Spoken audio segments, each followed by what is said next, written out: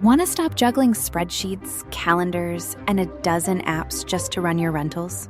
Lodgify makes it easy. It's an all-in-one toolkit for hosts. Build a direct booking website, automate guest messaging, and keep all your channels in sync. Running your rental business your way has never been simpler. And for Good Morning Hospitality listeners, you can get 20% off any yearly plan with code GMH20. Just check the link in the show notes to get started today. Welcome to Good Morning Hospitality, your one-stop shop for the latest news, noteworthy trends, and thought-provoking discussions across the industry. From hotels and short-term rentals to all things travel and hospitality, you'll find each episode equips you with the information that you need to start your week. Join us on Good Morning Hospitality every Monday, wherever you get your podcasts.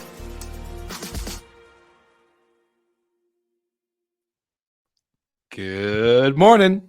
Happy Monday. I win. It's the best day of the week. I win. Brandy. Brandy, we missed you. We missed you so much. Welcome back. Thank you. Yeah, it's a real vacation. It was great to take an actual break and unplug. I'm just watching our intro video. You know, you guys have different backgrounds every single week, it seems. But you can expect my trusty old photos in the background with my couch. Yep. You're the consistency. I was just going to say he's the consistent one out of all of us. Me and Brandy are like, I don't know what we're doing next week. We'll find out. Y'all are young and wild and free. Yeah. Although after my most recent birthday, I'm not feeling so young anymore. Yeah, I was gonna say happy birthday. We definitely missed you, but knew you were getting pampered and treated well.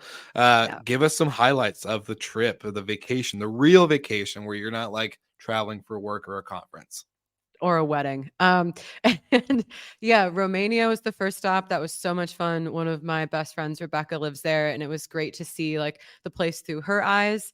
And we did some kitschy tourist stuff and went to Castle Bran, which is the Dracula castle, which every Romanian person I met was that is not the castle you should be going to. There's literally nothing there. And they were right. But it was kind of fun to see. It's obviously designed for tourists. And then we went to Istanbul and met another friend of ours there. And Istanbul, I would go back tomorrow for an indefinite amount of time. It's probably one of my favorite cities in the world. I just had such a blast. The food was incredible. The history, the people are lovely. And that actually kind of segues into, I spend a lot of time criticizing Airbnb on here. But we just had Brandy rants. Brandy, this is a positive rant. We had an amazing, yeah, I know. I'm not sure how I feel about that, but, we had an amazing loft. It was I want to live in this loft. Our host was lovely. And then we booked a lot of things through Airbnb experiences, which I have only maybe done a handful of those. And I'm still skeptical on as a revenue stream, if that's really bringing in a lot for them. But for the people that we did the experiences with, it was they love it. And I think that from, if you go on TripAdvisor or maybe something else, there might be more commissions or it's a bit more corporate. And it felt like these, guides that we were using, or we did a sunset cruise on the river, and one of our guides one day, they felt like it was more, they had more control, I think, over the experience, and they do a lot of business on there, and it was easy to book. And so I have to give them credit. It was a very seamless experience. And as we always talk about this when we complain as hosts, it's very guest centric and it's easy for the guests. And it was, everything was seamless. So I will have to say props to Airbnb on that. It was a great experience. Wow. Airbnb. Nice. Good job. Jessica, that's exciting though. On the show soon? I know. Now will you come talk to us now that I'm not constantly complaining? It's too good. Well, that's cool. I've always liked experiences. I think experiences could do great if it got the attention maybe it deserves. I just feel like maybe as a side hustle, it's not the best thing to do as a host, but if you can build an experience business, that'd be kind of really cool to look at and explore. But if it goes along with your house, right? If you have a big farmhouse and there's an experience of farm to table chef, and you go out in the fields and exactly, collect your produce and whatever. But the one-off competing with Vitor or whoever. It's a challenge. I think Airbnb, similar to the homes side, they get the unprofessionals, or they're targeting the unprofessionals. They might get a catch-all, but they're really going after the individual hosts or the individual tour operators versus the tour the Vatican City promo type of experiences. Well, I think Michael, speaking of, sorry, go ahead, Brandy. Go ahead. No, it was just interesting, like comparing the landscape of the Airbnbs that we stayed at in Brasov in Romania and then in Istanbul. Like it is only like local individual hosts. They might have one or two properties, and that's where you get the real, I think, like essence of what Airbnb wants to, like what Brian's real vision is. Like we're living it's this woman's home, and I think she doesn't really live there all the time, but I mean, it was like, I wanted to live in this house. There was a sauna in the bathroom. Like it was incredible. And you just really don't, the professionalization from like an operation standpoint isn't there, but like from, everything in the homes felt like it could have been professional, so it wasn't, I think, as sloppy as some of the operators in our space want to make individual hosts seem. Like it was very well done, and they're clearly making a good living doing it. That's awesome. It's always good to because we, as a media, show and kind of going into news and the trending topics and conversations, when you're not experiencing it as much, like I don't really book at short-term rentals unless it's like a big group thing like this weekend for me. But, usually like it's a conference, I'm staying at a hotel, making it easy. So to hear the actual experience outside of the speculated, talking points.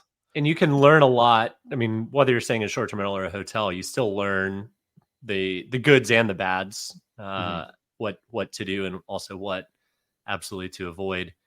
So it is important, if you have the time, which is hard to have, and you have the cash flows, which this year is a little tighter for most of the industry, but it is good to get out and experience hospitality, how others are doing it, because it's a broad term. You know when you see it, and when you don't see it, but to actually define it is not an easy thing. It reminds me back in the days of our Barcelona trip where we got to experience Michelin rated restaurants down to the local individually owned cafe, shop, whatever kind of pop-up it was. It was really cool. So, Michael, but speaking of experiences, I want to kind of bring it up to what you guys are doing at Storied. We saw a little press release this morning. You guys are allowing the public or the general traveler to experience castles. So maybe give us a quick, highlight of what you guys are doing. Yeah, really just trying to grow and add castle and manor houses across the UK and Ireland that you rent the place, it's all yours. So you can literally live like a king, a lord, a duke. And we got 3 houses now that have never been open to the public. So come check them out. Very exciting. Very exciting. Yeah, GMH and just to confirm on air, GMH retreat. He hasn't said anything. I was just gonna say. Whenever you want, we'll figure it out. We will make it work. That's good. We'll make it work. Yeah, these places are special, and they're not. Americans don't often know that you can actually stay in a 14th century moated castle that has ties to the War of the Roses, right? Yeah. And it's not cheap, but it's also per bedroom not that expensive. Our starting price portfolio wide is about £252 per bedroom. So not bad. It's not, if you can have enough bedrooms filled, it's a rather affordable experience. 100%. Yeah, it's always funny when my friends are always like, so what's your Monday show about? I'm like, oh, I have these co-hosts, blah, blah, blah. And this is what we do every Monday. And then they're like, wait, one guy has castles? I'm like, well, he doesn't have castles, but at the end of the day, it's like, no, Michael has castles. It's just super funny on how many people are like, I never even thought I could book a castle. I'm like, yeah, you can find Storied. And then they're like, oh, that's so cool. So it's always a good party conversation starter for me, because then I could be like, I could flex and show off my friends a little bit. So keep it up. It is weird to explain to people that on a regular basis. You just ate your son's 4-year-old soccer games. Like, so what do you do? Castles.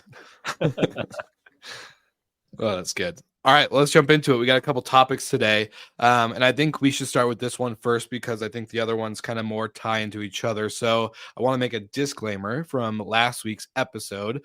Michael and I got to take the show solo, or the dynamic duo that we once were before Brandy joined the show along with Jamie Lane. And by the way, Brandy, don't tell Jamie, but he'll probably listen to this later. Your guys' episode beat us by a couple hundred downloads. So Jamie and I are just a Jamie couple. and I are going rogue. With spin-off podcast here. It comes. I can already feel it. But anyways, Michael and I, we talked about kind of how the Hopper home situation, due to layoffs, there's a lot of layoffs that happen in the industry, from I think it was Evolve to V-Trips to then Hopper, and I think one more, but I can't quite remember off the top of my head. Long story short, we thought their homes division was completely shut down, and we were incorrect. We reported off the sources and other industry news that we see, but after that episode aired, we were corrected. And so I just want to say Hopper Homes isn't fully dead. The department is still alive, but there's very few employees left from the Hopper team running the homes division. So my personal opinion, I wonder how long they're going to continue with it instead of just killing it, because if you have 3 people running a whole division, it just makes no sense to me. But that's just my opinion. But just want to make that disclaimer before we go into, I am not a Hopper fan, by the way, if you guys can't tell. Sorry, there's no diplomacy here. I know they're not going to ever sponsor the show in the future anyways. If they did, I would decline it. Yeah, look, for us, it's important to share the news as we get it. And sometimes people that report the news are incorrect. So we do want to come back and clear it up. And then sometimes we share our opinions and sometimes we don't. And Will has a very strong opinion on it. So just this one topic. The rest I could be pretty neutral, no big deal. It's all right. I guess if I get to rant about Airbnb, Will can rant about Hopper. Yes, finally I got a Brandy pass. All right, that was my main one. Excuse me, that I wanted to get out of the way. So the other one that we kind of saw happen, I think last week, was the closure or the announcement of the end of Airbnb Plus. So I know in our private chat for all the listeners, we have a group chat. Brandy, Michael, and myself, and we go back and forth a lot every day, and it's super fun. It's actually kind of a highlight for me. But you two had different opinions, and I want to kind of hear, maybe let's open up the floor with Brandy since she's been gone for like 2 weeks. No, Michael, you know what? I will let Michael take this. Go ahead. All right, I'll keep it short and sweet, and then we can debate from there. But the biggest challenge Airbnb has, broadly speaking, is standards and consistency. And you can have Superhost, but that just means you're very responsive, you're highly rated. You can have Lux, which means you're $5,000 plus a night. But Plus, to me, was an important moniker because it showed the property was elevated. It did have approved standards, however they classified it. So, I mean, I get why you don't want to have Superhost and Plus and Lux and whatever else they're going to roll out in the future. But if your biggest knock externally is standards and consistency, why remove, to me, the one badge that did signify standards and consistency?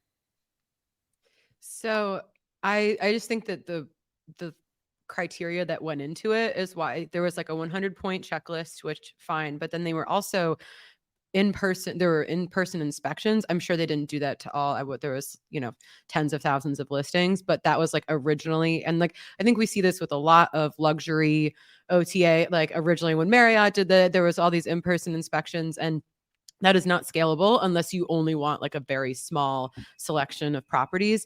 And I agree that like having the Plus, because it wasn't just big homes, like there were Plus homes that could be $150 a night. It was just like a unique or interesting property. So hopefully there's a way that they can kind of, I don't know, recapture some of that. And I have seen, I was looking at a listing the other day, and it had, you could say like if there are any architectural like significant parts of the home. So it had like the architect that designed the house and that had been featured in a magazine. And so I think that they're trying to incorporate parts of that experience into just the normal listings. But standards and consistency are difficult when you don't have any control over the supply. Mm-hmm. Well, I guess it does me some favors. I've got a broad thesis on the Airbnb categories and consistency across the board. And I don't know if either of you tuned into my Zach Buzicruz show or not, but I believe in the unbundling of Airbnb categories and then branding the top 5 or 10%. And with them removing Plus, they've just removed their own personal branding or their own Airbnb branding and now open the door for others. So, we've got design hotels in the hotel world that brands specific design forward properties. We've got Storied Collection that brands castles and manor houses. There needs to be and will be brands that do additional segments within hospitality, within the Airbnb categories. Beach houses, surf houses, ski houses, wineries, golf, any of the categories that Airbnb has can be unbundled and then branded. And then, if you're actually looking for a quality, consistent, top-notch experience within an Airbnb category, there's actually going to be a brand for that in the future. So that's my thesis. So I guess ultimately it's a good thing that they're peeling off the Plus. It opens up the door further. Yeah, I don't know whether I don't have a thesis around that specific kind of idea that you have, but my thinking was, okay, they're ending the Plus program right before the November update announcement and all this other stuff. So it's more of a PR thing. I think they're going to do something with the inventory, or whether it's categorization or if it's something different. But at the end of the day, we all know Brian Chesky and the whole Airbnb team. They always talk about they're a media PR brand. Like that's their bread and butter. That's how they get so many eyeballs on listings and the app and all this other stuff. So I think it's a little bit of a PR play. There's going to be something that's announced on the November update, but could be wrong. And it really probably just came down to being too expensive and not worth the squeeze. Yeah, that too. I'm sure it was just a business decision for them. Nothing more, nothing less. But yeah, I think at the end of the day, they should lean into some aspects of consistency and standards, but not my business. So, well, actually, I mean, something that I think if you're, if you rely on Airbnb, you've seen this recently, but they are becoming very strict with their kind of like suspensions and like review. If you have this can cause a problem if you are an operator that uses the multi-unit function, which we do. But if you have like below, I think it might even be like 2 non-5-star reviews in a certain amount of time. I don't know off the top of my head what that time is. They'll just suspend your listing. So it's, they're definitely cracking down on what they like, the standards that they want to see. And I think I understand that there's just so much bad press about, people walking into some place and it's a disaster, not what they saw in the photos. So I think, unfortunately, I'll probably have something to complain about in the near future as an operator, but I get it when they're trying to have a certain standard across the board.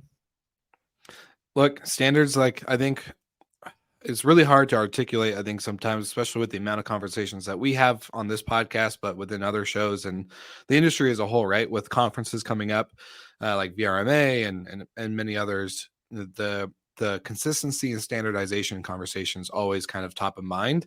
I think number one person, and including Romy into this group, but like Cassiola, and then you have Moving Mountains, and then you got the Casa Goes who are franchising and building out this really big footprint of professional operators.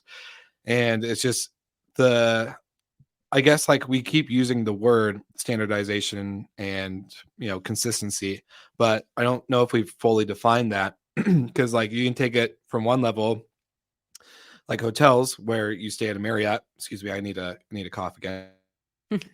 But you got like Marriott, who like exactly what type of linen you're getting, the type of amenities. So like for an example, like I'm looking at my Sojo sample pack, and like that is a consistent experience, right? Like if you are a host or an operator that has their brand on the amenities, there's a lot of things like that I think can really help and kind of define consistency.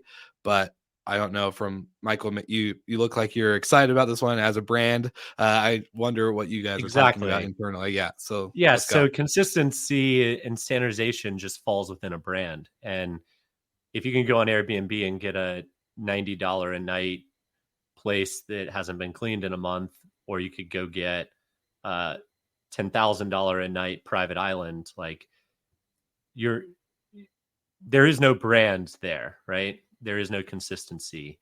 Now, Airbnb is a heck of a brand from a traveler perspective, knowing that that's a place you can go and book stays. But in terms of knowing that it's got a coffee machine and it's got filters, I've been to a lot of short-term rentals that they've got a coffee machine, they've got coffee for you, but they don't have filters. So you just have to get creative on how to do little bits like that.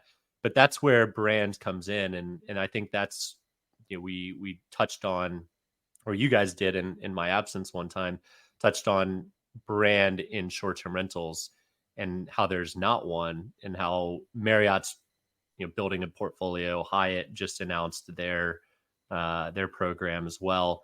So I do think there is absolutely going to be brands within the alternative accommodations, short-term rental accommodations side. And it doesn't, like, standards can be 5-star, they could be 4-star, they could be 3-star. It doesn't matter. It just needs to be consistent and branded. I used to be of the opinion that in our industry, brand wasn't important. Like when we were first starting out, we put like almost no effort into it at all. And then I had this change of perspective where, it's not realistic to assume that a person who has no idea about, the short-term rental industry or whatever is going to be like, all of a sudden, I want to stay at a Romy property. But what is like, they will probably go to Airbnb or Vrbo or Booking, whatever. But when you get inside your listings and your website and your property and you have the branding there, that is where it becomes important, because it's part of that consistent experience. And, travelers they can be a little bit more savvy than maybe we give them credit for. So if they see, oh, there's all this branding in this listing, maybe I'll Google that. And then that's how they maybe get to your direct site. And then you get that direct booking. Or at the very least, it gives them confidence that they're staying with a professional operator, that they might have a more consistent experience, especially if they've had a bad one in the past.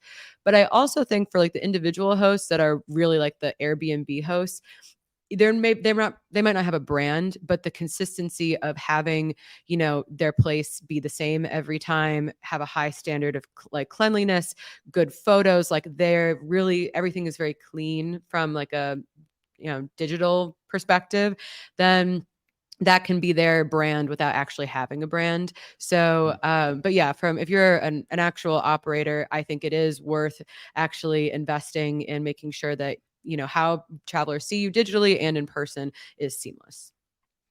Well, Brandi, I think you guys have invested quite a bit into your direct booking strategy. So you've recently shared in our group chat that, direct bookings is becoming a more dominant type of revenue stream rather than OTA dependence. So would you attest to that, to be into like branding and the things you guys are doing on the back end within the property and all the other stuff? And so when we go through like a major rebrand, I think one of the things that's been difficult just from our experience is, we did all the digital things, but then it's going through and on the physical level, it is honestly a nightmare. There's so many little pieces. Like I just was walking through a building this morning and I was like, oh my God, these stickers are still here. So making notes to order, change these things. So that takes a little while. But we did a PMS migration last fall, and that just caused a drop in our direct bookings because it's a lot of turmoil digitally, right? And then we weren't ready to launch our new brand. So we had this gap where our direct bookings took a pretty big hit because we weren't ready to like launch those things at the same time.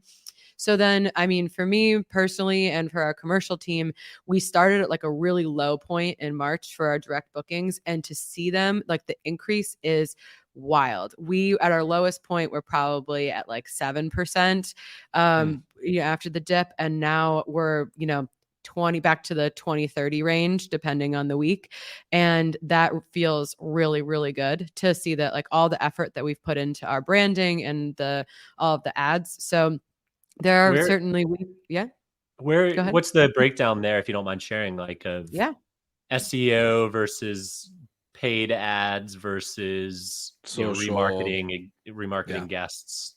Sure. So a big part of that is like SEO is definitely big. And that's the thing with our website. We're also doing another migration, our CMS we're migrating because to give us like a little bit more control. So our definitely will be, our site will be more robust like going forward. So that's a big component. And then, all of the Google ads, like being really strategic. We were changing our agency. So I just went in and I was like, I'm just going to play. And I just went in and just kind of threw things at the wall, tried different strategies, and some of them really, really worked. It was really fun to see, especially because that's not my background. Social, it's not worth it's worth having like an evergreen brand presence, but conversions do not happen from social in the same rate that they occur from, other channels. So I think that's a mistake to put that same amount of effort into social ads. But definitely making sure, like also going through the customer journey on your website and, making sure you can do it from mobile because that's where most of your traffic is coming from. So I think, every week we're making these tweaks to the website and you're really seeing like that pay off. And it's definitely great to see like when our website is our number one source of revenue, and to just see like, this is just my pitch for diversification, that like there's no one channel now that is like totally dominant. So like if Airbnb like shut off tomorrow, it would not cripple our business. And that feels really good to know that we have just a little bit of breathing room when it comes to that sort of thing.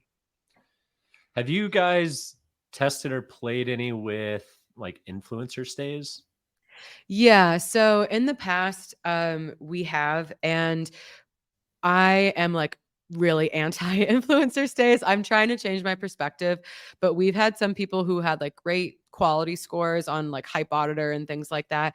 And the content that they produced was mediocre at best. We have had a couple of exceptions where it's worked out really well, but you're trading a couple night stays, even if it's midweek, which is, hundreds of dollars. And we got really kind of subpar quality from it.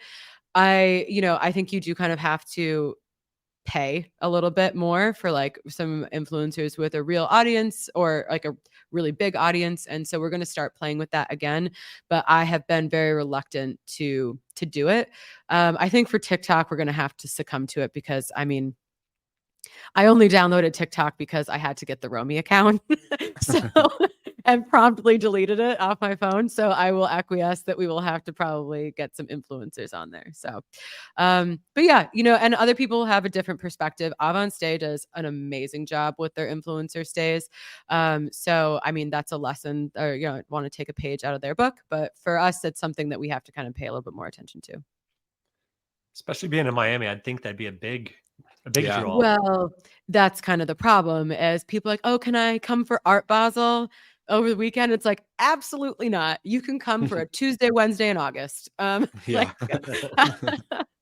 so that's kind of the problem, is you having to balance that with like, how much is that really going to drive the needle in terms of revenue? Now, in terms of brand recognition and getting followers, like we're just having to prioritize. We have a finite amount of resources, capital, and, human capital. Like, what do we want to put that towards? And influencers have not been like in that top group, but that's probably going to change going forward. Yeah. Being in that world, I will say, like there's B2B influencers. So you could take like any of the podcasters in our podcast network. And then you have the B2C where they're very travel, they're lifestyle focused. They're the influencer that you look at on Instagram and you go, wow, I want to have that experience. I want to be like them. I want to live like this, or whatever that type of, mindset is around it. And the thing that we're seeing is like the creator economy, the people that have influence and followers and all this other stuff. There's a super big differentiator between followers and then also between like actual loyalists and fans. And so like people that I think it's very hard to, because you can see YouTube, right? YouTube shows views, right? But you can see Instagram and it shows followers, but how many of them are real? How many of the views are real? There's a lot of stuff that goes into question with transparency within the kind of like influencer world. Something I'm very obsessed with, especially with, you know, kind of our whole business is media. So it's really interesting to see, like, you know, I've had that same thought where, oh, this person has a big following, like they're going to bring a lot of like good downloads or whatever. And it's actually complete opposite, where the people that actually had smaller followings, but they're loyalists or super fans, they've been with them through the thick and thin. They're way more aggressive than, you know, than not. So anyways, that's just kind of my thought around that whole topic. I do think that influencers are going to be the next wave of OTAs or travel agents. It's going to take time, but as the next generation spends most of their time on social media apps versus Google, like we all kind of rely on, if there's any sorts of updates from these social media companies on searches of certain locations and top influencers and whatever, I think that could be a big moment in time. And maybe Airbnb's biggest threat in the industry is Facebook, or Meta rather, or TikTok. Interesting thought, my friend. Well, to wrap up this episode, since that we've hit that 30-minute mark, like all of our listeners know, we have to a couple closing notes and remarks, and this one is one of my favorites that we've gotten to do, because unfortunately, Michael, you won't be there, but Brandy and I will be rocking around the Cassiola beach party, and the lovely team over at Cassiola actually said, you know, this morning, texted me and goes, hey, we want to give a couple of the GMH listeners a ticket. So each one of us has a ticket to give away. If you are interested in signing up or going to the Cassiola beach party, you can DM us. You can hit us up on our YouTube or Instagram or LinkedIn, all the stuff, or just hit the link in the show notes and sign up for potentially winning a free ticket. So I want to say that thanks to the Cassiola team, we're excited. I get to play a game before I get dunked by probably Brandy, who's probably going to be the one to dunk me. I get to play a fun game. So part of our sponsorship with Cassiola's beach party with Hospitality FM is that right when everyone's entering the park and Discovery Cove, there's a game called Where's Will. I'm going to be looking like everybody else, where I'm having a Hawaiian shirt, the hulu, all the stuff, the shorts, the flip-flops, everything. And I'm going to be hiding in Discovery Cove. And the first person to find us, Hospitality FM, is going to donate to the dunk pitches. So you will have an opportunity to probably just have a couple free throws at me while I'm in the dunk tank, or a couple of our other favorite names and faces that are going to get dunked as well, like Steve Trover. We got a couple others, Maddie from Mount, and then you got Margot from Hostfully, and then of course our favorite, Mr. Ryan Bailey from TravelNet Solutions, who's been a great guest on the pod, but I might take the opportunity to dunk him with my couple free throws. So who knows? But yeah, I'm super excited, and that's one of our closing thoughts. Anything from you guys on your end? No, I'm excited for Verma. It's great to see. It's like, it feels like kind of a class reunion. So definitely come find Will and I. We want to do a couple mini episodes. So we'll be kind of searching people out to get their thoughts on the conference. And I have quick plugs for panels that I'm on Monday at 9:45. It's Fix Your Listing with the host GPO. We're going to pick a listing and kind of dissect it and give some tips to everybody in the audience. And then the same time on Tuesday at 9:45, the Art of Fundraising. So if you're about to start fundraising or thinking about it, come join us. And that is sponsored by Guesty. I'll be at that one for sure, because, you know, yeah. Anyways, before I share too much. Yeah. I also want to give a shout out. Today is the last day for our partnership in the sense of the happy hour giveaway. So Sojo has been super great to work with, and we're still working with them, but we are closing after today our happy hour giveaway, where you can win a free complimentary 100% on Sojo happy hour for your housekeeping team. So grab the link in the show notes. There's going to be some stuff on LinkedIn as well, but grab that link, submit for your sample kit, and make sure you're in that drawing, because we are going to announce it we're going to announce it next week when we have the amazing founder of Bob W, Nico, on the show, and we're going to dive into their business and how they're kind of exploring throughout Europe and growing their brand and being very tech forward. So it's going to be a fun conversation. But last day today in order to win a free happy hour. So make sure you grab that link in the show notes. And for the two of you, anything fun or exciting this week that you have planned? Just prepping for these conferences, and then I'm going up to New York for one day to go wedding dress shopping for my sister. So I'm just bouncing around the East Coast this week. Classic. No, just grinding away. I'm a bit sad I can't make Verma this year, but it is what it is. It will be a lot of fun. So send lots of pictures.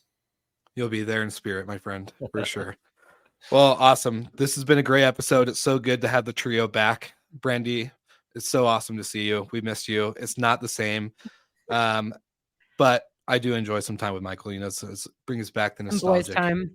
Yeah, the early days back when Michael and I were rocking solo for a while. It was a good run. But so good. And of course, like always, we will see everyone again next week. Thanks for all of our live viewers tuning in. And also, a little special shout out, but our 3rd anniversary birthday is happening this week. Can't wait to share a little announcement that we got with you guys, but that's enough teasers for one episode, I think. So as always, like and subscribe. Make sure you share. All of your friends should know about the show. And if they don't, we would love to find out who they are so we can make them listen. Just kidding. All right. We'll see you all again next week.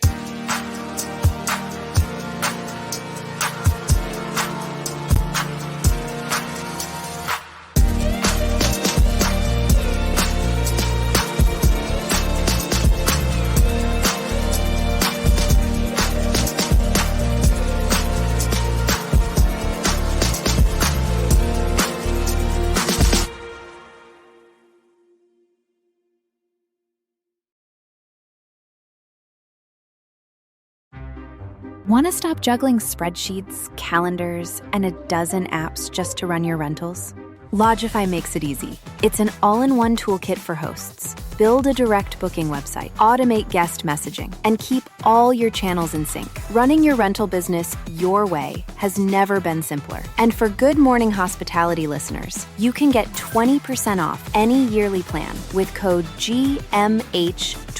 Just check the link in the show notes to get started today.